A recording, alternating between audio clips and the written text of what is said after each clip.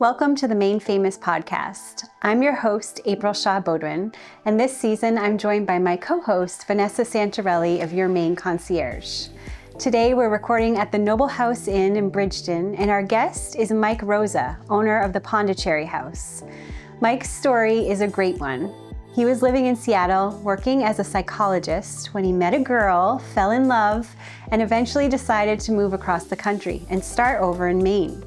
He talks about what he learned from some of the toughest kitchens he's ever worked in, how psychology shapes the way he manages his team, and why hospitality comes down to communication, grace, and consistency. We also dive into the food and the community that supports the restaurant, and the behind-the-scenes work most diners never see. It's a thoughtful and relatable conversation. Make sure you subscribe to the show on Apple, Spotify, and YouTube, and wherever you get your podcasts. And now a message from our sponsor. Hi, I'm Simon Griffiths, President and CEO of Camden National Bank. Camden National Bank is celebrating 150 years of standing beside the people, businesses, and communities that make Maine and New Hampshire home. And at the heart of it all is you. Every step of the way has been made possible because of your support. Even as we've grown, one thing has remained: our deep commitment to the communities we serve. We're not just here to offer financial guidance. We're here to show up, lend a hand, and be a true partner through life's big moments and everyday milestones. We're especially grateful to Maine Famous for shining a light on the local businesses and neighbors who shape the heart of the mountains regions in Maine. Thanks for being part of our story. Welcome to the show. Thanks for having me. Yeah. So let's start off with a quote that I love from a previous conversation you and I had, and it is, "I met a beautiful girl while I was in Seattle, and we moved to Maine 7 years ago." We sure did. And tell me why. We were both living in the Pacific Northwest, and I had a career as a psychologist working out there, and I kind of was wanted to get out of it, wanted to move back home. My parents were getting older, wanted to be here for them, and I met this beautiful girl, and I already had plans to go, and I kind of told her, and she's like, "I'm down, let's go," and it was a big jump, and at our age, like it's a big deal, but she was on board, and we moved out here. We moved to Maine, to Harrison for a little bit, then we moved to Cape Cod, where we lived for 9 months, worked at a fine dining restaurant, and we worked together for the first time, and it was awesome. It was really cool, and she had a previous professional career before, and when we moved out here, we kind of decided we're going to be professional bartenders and service workers, and so let's make that work. And so we worked together at PB Lingerie Bistro, a French restaurant, one of the hardest cooks owners I've ever worked for, typical French chef, pretty mean. I was debating whether to say this or not, but at like 39, he made me cry on the line. Oh, not bawling, but yeah. tear up. We learned so much from him though, like invaluable about hospitality, about service, about really giving people, like exceeding people's expectations when they go to work. And how to not treat people. Would that work for you? And that we talked, when we opened Pondicherry, one thing we talked about was like, we've had some really crappy bosses in our life, really hard bosses, mean people, but we've also had really good ones, and let's take from all those good ones and remember those bad ones. And that's what we've done. Did you see the movie The Menu? Was he that level? Ray Fiennes level? Or, I mean... Yes. Whoa. Well, I mean, he chef. ran the MGM Grand Vegans before he went to Waltham, Massachusetts. I mean, but this place, it was a immaculate white tablecloth. Like I said, we learned so much from working there. Just just presentation of the tables and the little things, little details that exceed people's expectations when they go to a restaurant. One of the things that Vanessa and I think is so interesting is that your former career was as a psychologist. And I am so curious how that impacts how you see hospitality. I think one of the biggest things that we try to do is communication, right? And dealing with personalities. And my friend Neil Menard, he's a local. He's been a great asset and supporter of the restaurant. And right when we first opened, we were having some internal problems, and I was outside, and he could tell. We closed down for a couple of days unexpectedly, and Neil asked me how I was doing. And I was like, God, man, I just want people to work together. I want them to come to work. I want, we're trying to make this work. And he said one of the biggest things about managing people is managing their personalities, and getting that big ego to work with that introvert, or the extrovert to work with a low ego, and finding ways to communicate with those people, and to make them all feel heard and seen and stuff. And you have to communicate with people different ways and then find that. And that's, once that gets done, everything else kind of falls into place. But you could have the, best standard operating procedures ever. But if your team's not working and you can't manage your personalities, then it kind of falls apart. And so that was early on, and me and Christine have taken that to heart. And that's the way we try to run our team and run our businesses, try to see who we're working with and manage their personalities and try to find ways to communicate with them that they feel heard and seen. I kind of have a question for Vanessa based on that, because I know Vanessa knows like every hospitality business in Maine. Not every single one, but a lot of that's them. Flattering. And some of the inner workings. Do you think that's something you hear a lot too, as like a primary problem in a restaurant, is managing personalities? Like, I think certainly. I think you said it really perfectly. My husband, Paul, works in a restaurant environment. And yes, I think not just the personalities that are behind the scenes, whether it's, back of the house and front of the house. That's what I hear a lot of. Back of the house and front of the house culture and communication, I think is important for the management to kind of like make sure that everybody feels heard, just like you were saying, and that respect, you start with respect and go from there. But then I also think interactions with the customers. Sure. And I mean, we've all heard the term angry August. And I think, when it's a high stress time of year, especially, and you get those difficult customers, if you will, how do you make sure that you're still able to kind of maintain your composure and provide the level of service in the way that you would want, level of professionalism in those situations? And I want to know if you have any fun angry August stories for us. Oh, yes. Yeah. No, we have a table of 4 tops tell me everything's crap. And I'm looking at their table and I'm like, our Caesar salad, like, whatever, we do mess up. Right? After they ate the whole thing. 3 of them did.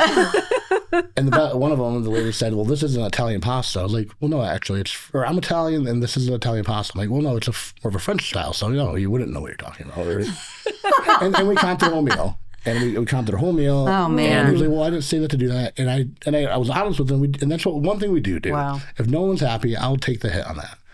And is it the best business? I don't know. That is the way we want our stuff. If you don't like it, you come to our restaurant to spend your money, and you never know. And this might be the one time they go out a month, where they got more money than God. You never know. So we just err on the side of caution. It's people respond to that, and so that the guy who did everything sucked. He goes, "Oh, I didn't mean to do that." I'm like, "Well, I don't care. This is what we did. Have fun. Come back sometime." But one time I did that, and it was an 8 top, and it was slow. Top. But we didn't comp the whole thing. We gave 50% off. Okay. That's unreal. That's amazing. Things came out late. Things were done wrong. They were obviously upset. So I came on and talked to them, and the gentleman, his grandfather, said, "Listen," he's like, "Thank you." He's like, "About an hour ago, I said I'm never coming back here." He's like, "You made things right, and I appreciate that, and we will be back." And for a couple $100, it's worth it, I feel. And when you do mess up, you got to own it. And for you to go up directly and talk with the table, I think that goes a long way, for sure. Yeah. And we play good cop, bad cop. Christina, like, "Can you please go talk to this guy over there?" Like, they hate me right now. Like, I messed their wine up and they're waiting on their entrees, and I'll go. And that's a lot of times that people just want to be heard, especially. You don't want to go spend a couple $100 and feel like, you're just there. People are serving you, and that's it. Like, you got to be thankful for people coming to your restaurant, I feel. Well, I also really, really want to point out and love what you said about you don't know if the folks that are coming in have saved their money for months to come in to have a special evening, or if they have unlimited wealth and this is sort of like a regular thing, but that they're treated equally, and that you want to make sure that everyone, no matter what, has a wonderful experience with you. And I think that's the hallmark of hospitality, especially here in Maine. And we are very, like, we always, like, food. The food is very important. The drink menu is very important. But the way the people feel when they walk out of that building is is just as important, and chefs don't always want to hear that, but sorry. Well, in our previous conversation, you said something about people will come back even if the meal isn't fabulous. But if the meal was fabulous and the service was okay or bad, they might not. So I did not make that up. I read that in a book. Okay, so I'm all just right. so clear on that. I think what they said was, people will come back for mediocre food and great service. They won't come back for great food and poor service. And I think that's real. I think it's a real thing. That's what I feel that way. I think and you're in the hospitality industry sometimes. Like, you are here to serve people and give them an experience, and you should exceed those. You shouldn't just be putting food on the table. When we went in, the service was impeccable, and you just really feel that warmth, not just from the wood-fired oven, but Mike, Christine, and the entire team there do such a And we try to instill that in our employees, and you got to lead by example, and they see us smiling when people are just ripping me apart and telling me they've ordered an hour and a half ago, which one I know you didn't. You've been here for an hour and a half, but it took you 45 minutes to order your dessert or your appetizer. So you've been waiting for your food for a half hour. and to know that and try to tell don't get frustrated. Go back in the hallway. We'll have a drink after work and we could talk all about it, because it's hard, it is hard, it's stressful. And sometimes it's easy when people tell you, your service sucks or you're not doing what you're in. Because you take such great pride in it. So it's like when, it's your baby. Yeah, and so if people are like, that's criticizing. One thing we love about the small restaurant is that we could touch every table. We got eyes on everything. Yeah. Let's talk about your restaurant. So I haven't been there. Vanessa has a very clear picture as you're talking, but a lot of the listeners who are tuning in, they're not going to know how many people can fit in there? What kind of food do you serve? What's your approach? So we have an open kitchen. We have a beautiful wood-fired oven. We have a 4-seat chef counter where you can sit and watch the cooks do their thing. We have a high top in the corner, the big bay window, and you can also watch the kitchen.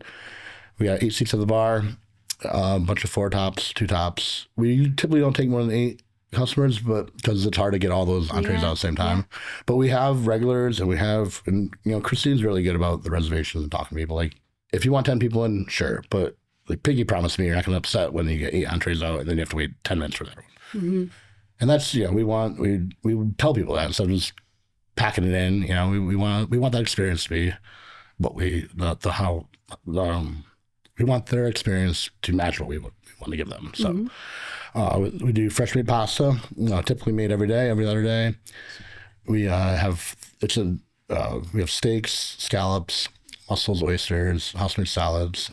We get our desserts from the Can Family Bakery. Yeah, bagels are so good there. They're great friends of ours, the Cans. We worked with them in Ancora, and they're great friends. And it's great and we have on our menu, we get our maple syrup from Northern Lights Farm. We have craft cocktails. We have a very extensive wine list that we really took a lot of time to curate. As you know, I think the wine list is fantastic. But we look around town, look around the area. You get French and Italian wines. We have a Fino Verde from Portugal. We have a Anco, a Trente from Argentina, and Rioja from Spain. So we're trying to do things that not everybody does, and that's kind of an inside joke. Like, nobody's doing it, no matter how ridiculous it might be. Sure, breakfast burritos, no one's doing it. Let's go. But there's a little truth to that. You to set yourself apart, you need to do what nobody else is doing, and little things like our silverware. There's nothing worse than going to a restaurant and having like aluminum silverware. So we spent some money to get some good plates, good silverware, good knives, nice glasses, because I think that's important.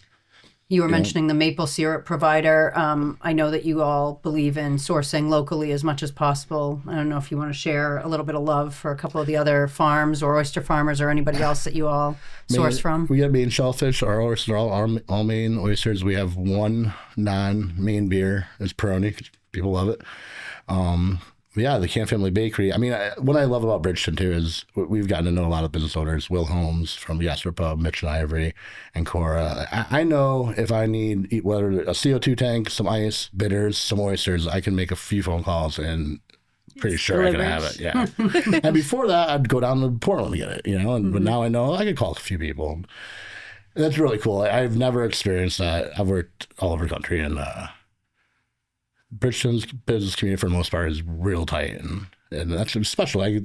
we've had two of them in our restaurant on Friday night, two different business owners, and we go out all the time, and it just, we support each other. And Cafe Paprika just opened up, and we were talking, and he's been in the business 35 years. And Mike, I've never seen a town where local restaurant owners support each other so much. And that's some guy that's been in town not too long and been in the game for a long time, and it's successful too. So Richmond does got something special here. In the 7 years we've been here, a bunch of new restaurants popped up. And one thing about small business owners is that they are the first line of defense in a town, in a community.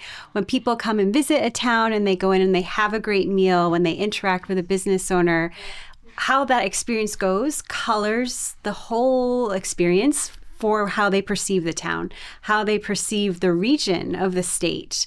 And I don't think that small business owners get enough credit for that. I don't think they have enough of a platform to share how hard they work on behalf of communities. And that's part of the reason why I started this podcast. It's part of the reason why I have Maine Famous. It's one of the reasons I have you on the show today. And after all of that, I want to ask you, what do you wish that more diners knew about what goes on behind the scenes of running your restaurant? Sometimes you just want people to recognize that we're trying really hard. We wouldn't be here if we weren't. And some businesses that aren't hospitality focused and don't want to be there, you could tell them. But when you see someone running around, a 20-something-year-old running around trying to get, things clear, people's orders in, and you're waiting for your drink, just have a little bit more patience. And be honest with us too. We appreciate the feedback. Like I said before, when we get feedback and we don't deliver, we'll take care of you. We'll give you the dessert or champagne problems, as sometimes we call them. And it's hard work, and we're doing it because we love it. A lot of us are, at least. And you're not making $1 million. No. Tell us more about these champagne problems, though. Well, again, sounds like a problem I need to have. I didn't make that up, but that's when the server will come on, oh my gosh, I put the wrong food in. I'm like, okay, well, are they drinking? Sure. What are they drinking? Give them a glass of wine. They don't drink. Okay, well, then at the end of the day, give them a dessert. Comp it. Yeah. You got to remember to comp that, though, because if you don't, and people make mistakes. We had our first really bad review a couple of months ago, and we deserved it 100%. Everything failed, systematic problems. We owned it. We let them know that, and they did not have a good experience, and they should have paid for that food. And I was kind of relieved, to be honest. After a year and 8 months, we finally got a really bad review, and I was like, all right, but we need it. We need it, and we handled it correctly. And I was like, all right, now we got that out of the way. So, on the other side, there's scheduling, there's ordering. If we're understaffed on a Thursday, that's very possible that we lost money in the past 2 Thursdays and we had to cut a staff. And then that happened to be the Thursday you come in, we're packed. And I don't know that. If I knew that, I would have a restaurant. It'd be another business. But, and then, if we're out of scallops one day in the winter, especially around here, it's hard to tell. We had like 10 pounds of scallops that left over we didn't sell. And so we gave them to some customers. We took some home. But if there are little things like that, if we run out of things, it's not negligence a lot of times. It's just we're trying to order, trying to make those numbers work. Sometimes we can't get anything. Like our wine company, one of our biggest wineries, they just sold, and we're scrambling right now because they don't have the wines that we've been curing for a year and a half, and people love our wine list. We worked really hard at that. So now we're scrambling to meet those expectations of our customers. It's like problem solving, every day. Like especially like running a restaurant or bar. Oh, we just lost the freezer. Oh, we just lost the refrigeration. Or oh, the beer taps aren't working. And then it's like those last minute MacGyver type situations. I don't know if everybody knows what MacGyver is. Now I'm showing my age. I think they rebooted that too. Yeah, I think they did. But that goes back to like the phone call thing. So our ice machine broke. We didn't have ice. We ordered one right away. It was like a week and a half out. Oh. I strategically asked, the tap house or Rhinestone Room, Gastropub and Core. I'd go to each of them, one of them a day, and get a couple pounds of ice, and as soon as I do that, I look down. There's a flood there's water on the floor. Oh, the drain's dripping. It's just like, okay. When it rains, it pours. It does, but one of our customers is a local Chris Roach. He's a plumber. I called him, busy man. He was there next day. He fixed it. That's awesome. One of our customers built our bar. Wow. Another customer, Greg and Robbie, they live in Mass. They do an HVAC company.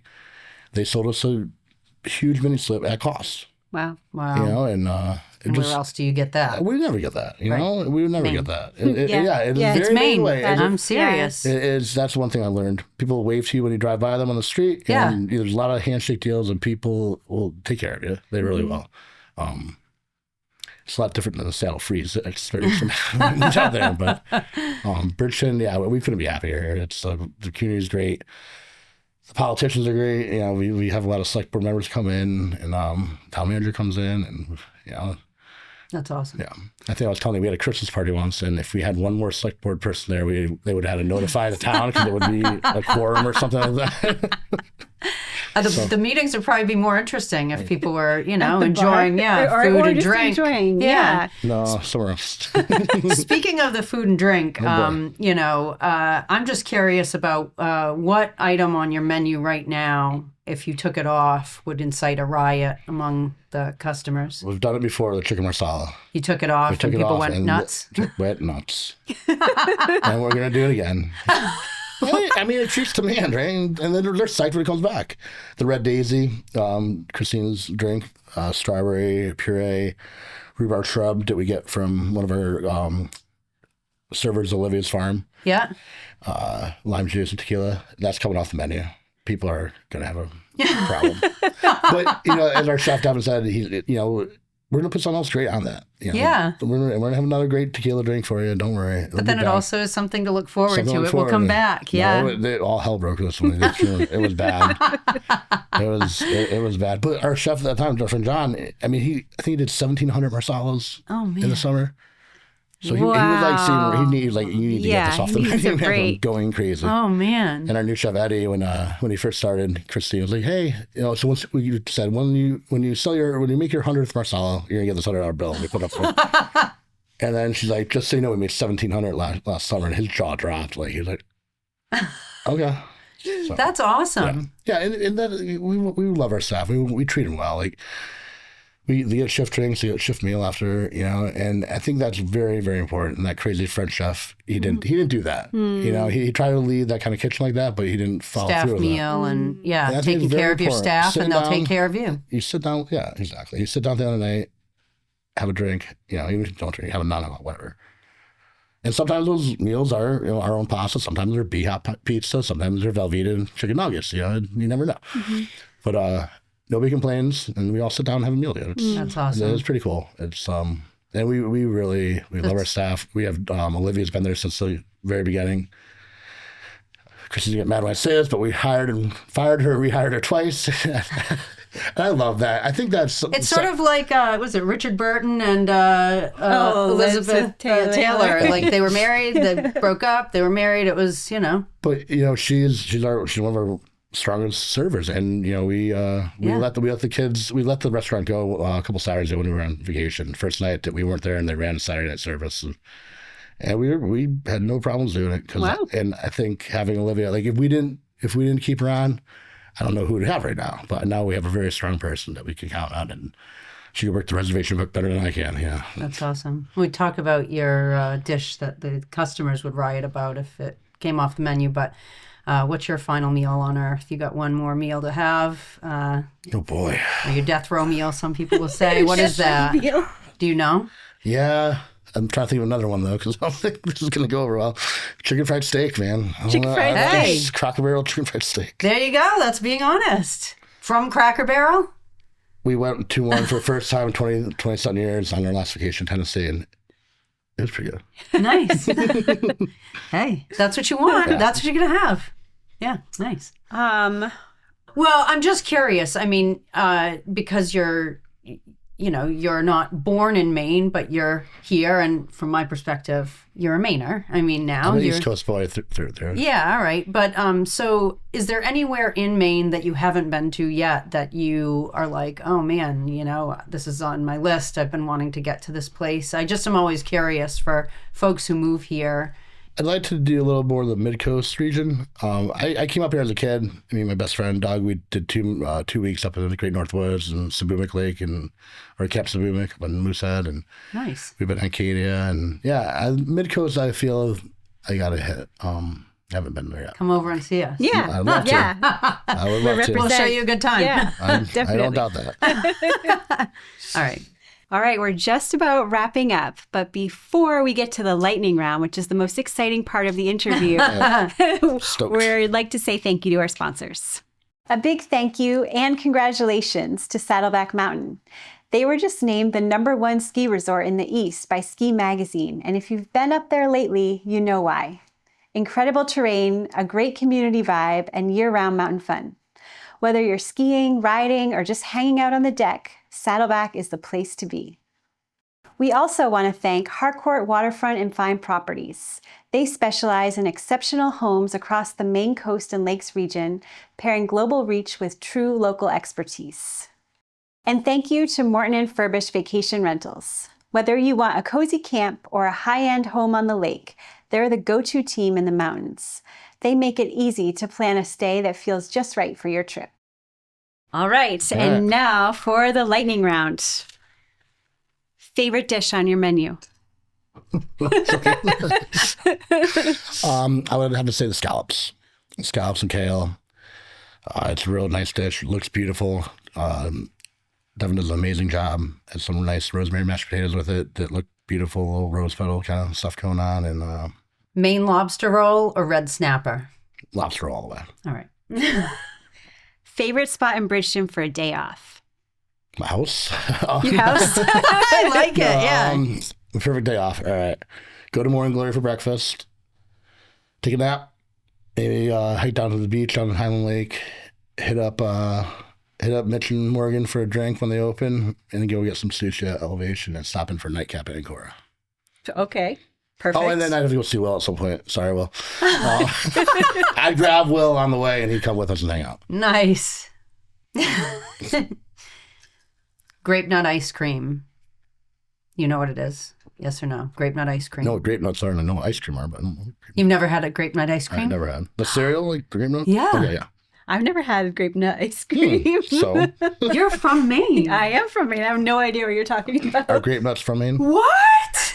Grape nuts ice cream? Yeah, I still don't know what you're talking about.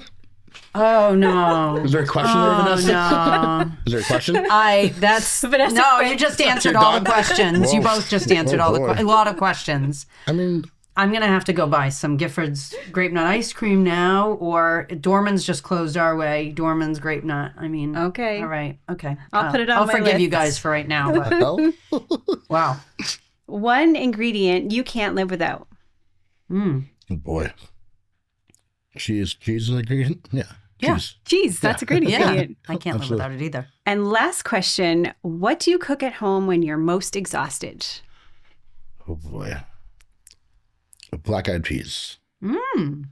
My wife's from Texas. She's really good black-eyed peas. Nice. Nice comfort food. Good. Yeah. Have to try those sometime. All right. Perfect. That was awesome. That was awesome. My boys, Hearts of Pine, the USL team, I mean, amazing. We went on a cruise a week or two ago and found out they were playing Chattanooga, Tennessee. So we changed our flight, drove up 12 hours to see them, and there was 50 other Mainers with us. It was amazing. What? Yeah, we won. Yeah, it was amazing. There were about 50 people down there. Wow. That's awesome. And Gabe Hoffman, one of the owners in Tom McCartney, they've been to the restaurant before. We didn't know Gabe was in there. He came in, and on a Sunday, we were kind of dead. And we have a bunch of scarves and stuff hanging up behind the bar. And Christy's like, that guy's taking pictures of scarves, and he's definitely texting somebody. So I went over and introduced himself. He's like, I'm Gabe. Or oh, you like the Hearts of Pine? He's like, yeah. We went to Bermuda for spring training with him. I'm like, that's kind of weird. And I was like, well, I'm Mike Rose. He's like, I'm Gabe. I'm like, oh, like Gabe, like owner Gabe. And his dad was really cute. And he was like, I'm his father. Aww. So we met there, and they're going to do some, they got Portland locked down, obviously, so they're trying to go expand, bring some players up. Fun. And then So in Chattanooga, Gabe and his father are there too, and he remembered us. And yeah, it's a great community. We do watch parties there. We actually got in trouble last game because we were staying a little too late at the restaurant, and I got a phone call from the neighbors. But yeah, people. Well, that's a party. It was a party. We lost, so. But yeah, couldn't be prouder of those boys. I got to semifinals their first year. They have the attendance record. I mean, it is. If you go down Fitzpatrick Stadium, it's a party. Like when I was in Seattle, I had season tickets with Sounders, and if you took their supporters section at Fitzy Park, you could place it in Century Lake, and you would not know the difference. That's awesome. It's a pretty cool what they're doing down there. Very cool. Yeah. Well, thank you so much Thank for you being for on having the us. show. And where can people find you? What's your address and where are you online? We're at 2 Cottage Street, Bridgeton, Maine, and pondicherryhouse.com. Perfect. Thanks you. so much. Thank you. We'll see you soon. All right.